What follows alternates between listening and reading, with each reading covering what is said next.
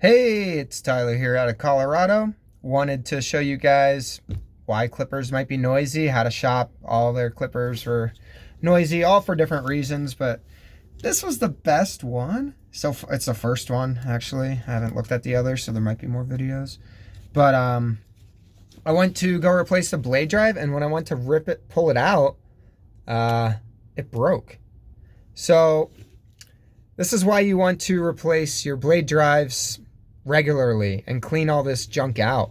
I mean, there's so much hair in here, pack the hinge spacer right in there. So yeah, clipper maintenance is a must. It will keep everything quieter. Dogs don't like loud clippers, so keep them quiet. Clean all this fuzz out. I just blow it out with an air compressor.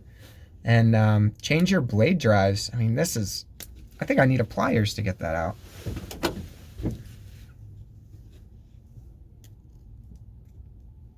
Oh my God.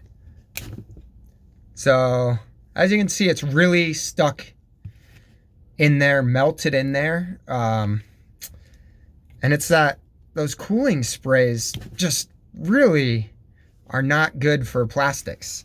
Oil your tools and you'll see much better results. Have a good day and see you later.